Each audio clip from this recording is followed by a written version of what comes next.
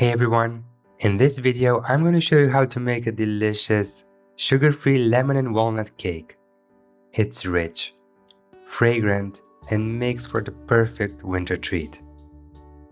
It's also a one-bowl wonder that you can make in the morning and enjoy in the afternoon. So let's get to it. In my mixing bowl, I have 200 grams of ricotta at room temperature, 20 grams of maple syrup, and to that I'm adding 75 grams of erythritol. On top of these ingredients, I'm zesting an entire Meyer lemon.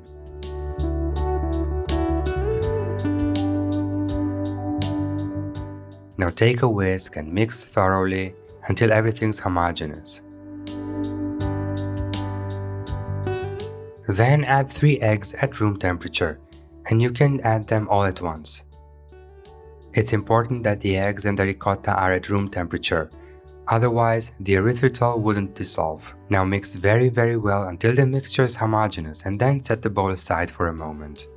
Here I have 150 grams of cake flour, 150 grams of walnut powder, 3 grams of baking powder and a tiny pinch of salt. And I like to use a small whisk to combine them.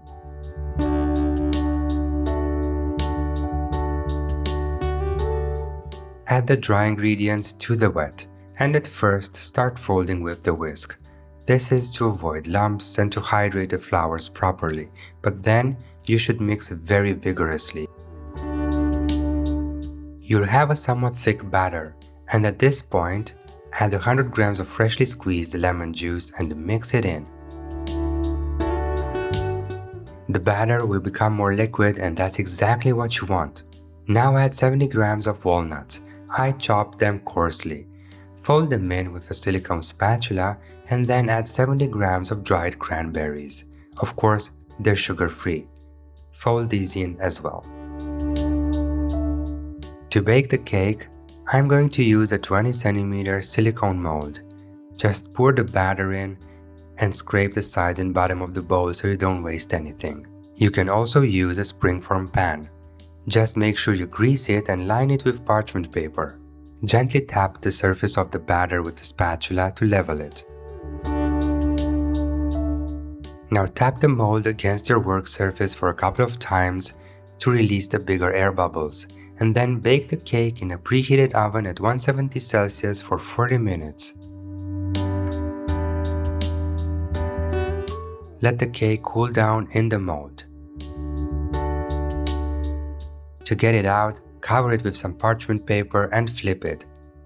Now just lift away the silicone mold and that's it. Your cake is out in one piece. Put a serving platter on top, flip it again, and there you have it, almost ready to serve. I want some cream for it, and for that I'm starting with 40 grams of cold mascarpone and 20 grams of maple syrup. Mix these ingredients into a paste and then add 140 grams of very cold whipping cream. Now take a whisk and mix until the mixture is homogeneous. Then start whipping it, and you'll notice it thickens very fast. When you reach stiff peaks, stop. After you're done whisking, take a silicone spatula, scrape the sides and bottom of the bowl, and then massage the cream as I do. This technique is very important whenever you're making a silky cream. You want the bigger air bubbles out. Skipping this step won't compromise the taste, but it will compromise the texture and stability of your cream. Now dollop all of the cream on the surface of the cake. No fancy piping, just a few splashes of delicious maple-infused cream spread on top of the cake.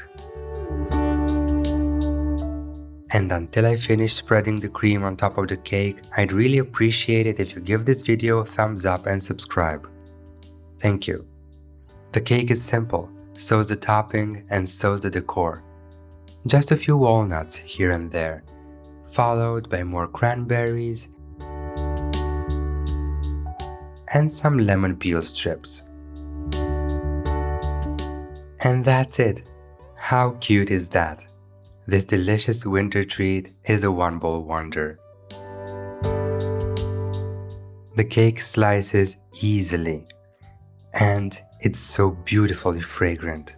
It's dense, moist, rich, so indulging. I really hope you make it. See you next time, dessert lovers.